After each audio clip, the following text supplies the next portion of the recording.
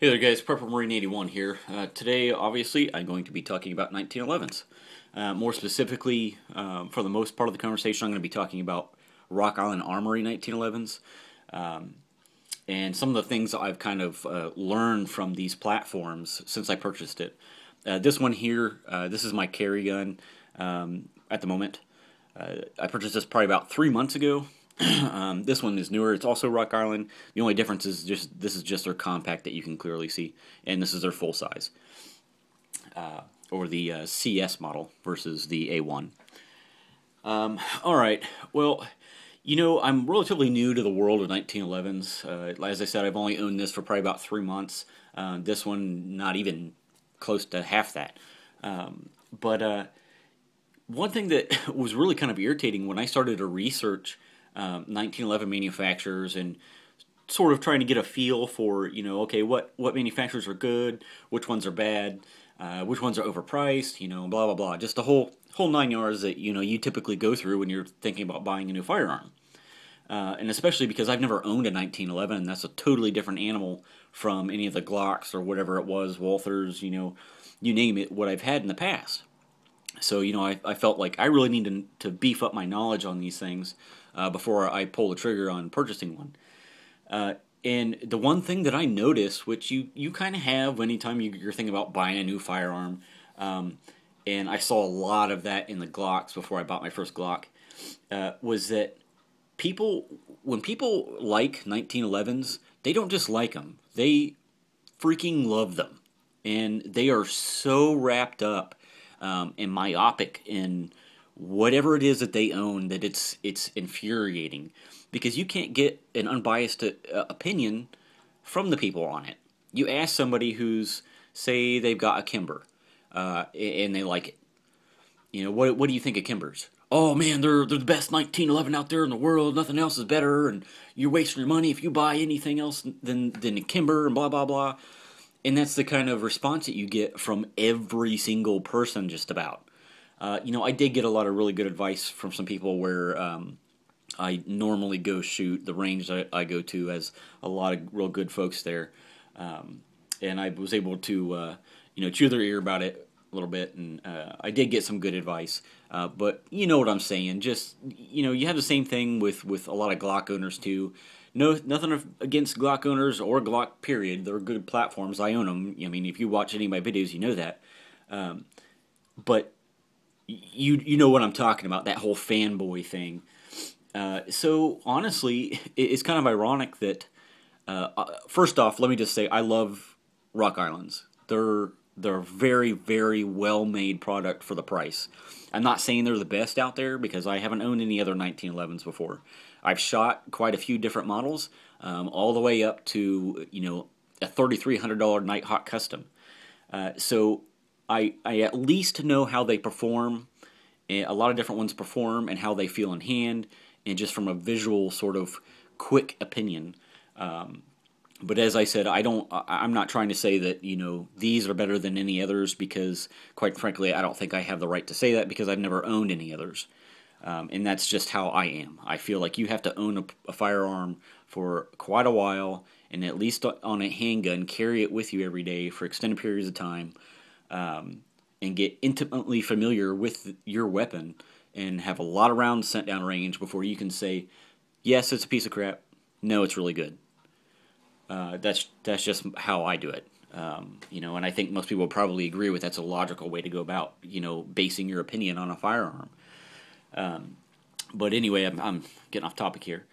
The reason why I ended up going with Rock Island is because of that. I couldn't get an unbiased opinion on 1911s, and anybody who knows the world of 1911s, you know that once you break from like this sort of area, the price skyrockets. There's a few others, Taurus makes, a okay price range wise one. Some of the Springfield Armories aren't real bad. But most of them, typically speaking, you're probably going to be in the $1,000 range, and then they go way up past that. So, I thought I am not going to pull the trigger on the one that I was initially looking at before I went with this was the 6 Hour Scorpion. $1,000 1911, and what if I don't like it? What if I don't like 1911s? What if I want to go back to, what I was carrying before that, which happened to be a Glock 22? I thought that's going to be silly. So what I'll do is I'll just start at the bottom barrel. I'll start at an entry level 1911. So that's why I purchased this. $512 after taxes. Not bad, right? Pretty cheap. And it has some pretty good reviews, so I figured, why not? I'll just do that. And I will tell you, this thing has brought me to come in love. That's a really bad choice of words there. Sorry about that. Oh my god. I'll just leave it in the video. I'm not going to edit that out. That was kind of funny, actually. But it has made me fall in love. That's a little bit better. Fall in love with 1911s in general and with Rock Island. I mean, obviously, because I got another one. They're remarkably well-made firearms. They're reliable as hell. I've got about, I think somewhere in the neighborhood of like 600 rounds, 700 rounds through this one in particular. And I have had only 2 malfunctions, and that was with, that was a magazine-related issue, and that was when it was new. And that was with, I don't actually have it up here in front of me, but that was with an ACT mag. And oh, I'm sorry, that wasn't even a magazine-related issue. Now that I remember right, it was an ammo-related issue. I got a hold of some reloads that were bad, and it was causing some feeding issues. But once I realized that was the problem, and I switched to new ammunition, corrected it right on the spot. Never had a problem since then. So 2 ammo-related issues. So virtually no problems going through the whole break-in period of this firearm at all. The thing performed flawlessly. That, to me, is just amazing. The fact that you can go through a whole break-in period on 1911 and supposedly one that's on the bottom of the barrel and not have any kind of problems, that's highly impressive.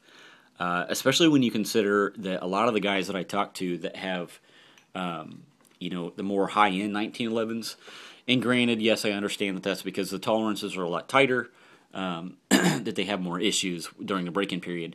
But that just amazes me that this thing performed that well. And the same thing on the compact. Haven't had any problems with that yet either.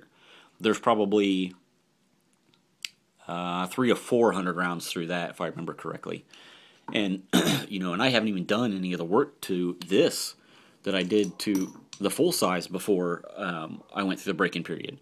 If you didn't see the video, I put out a video there where before I went through the break-in period, I did a lot of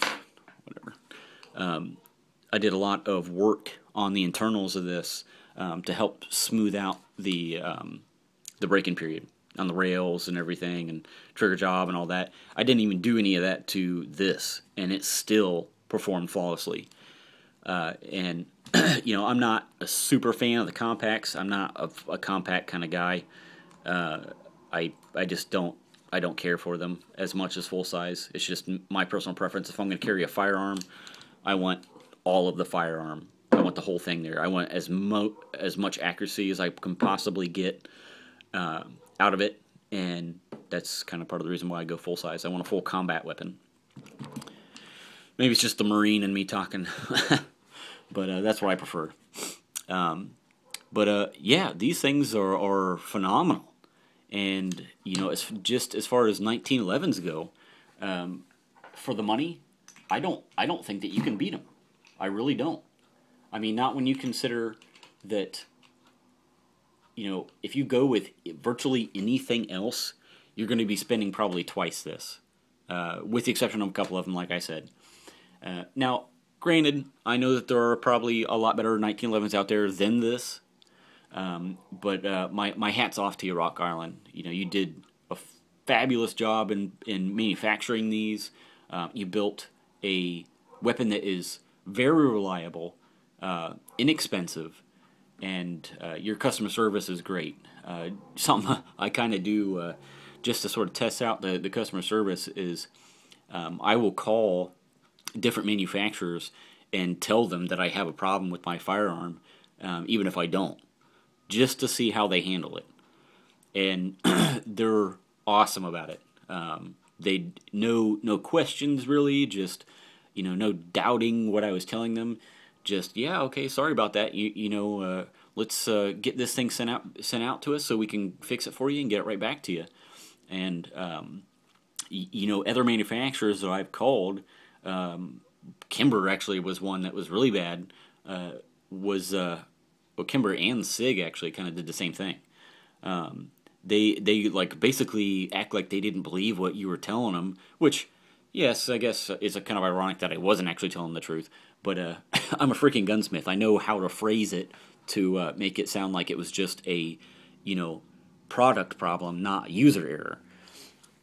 So yeah, that's another thing that bothered me was that they weren't willing to just kind of take care of the customer. That they wanted to ask a bunch more questions about what was going on to make sure that it was their firearm, like they were just oh well, it can't be our gun kind of a thing.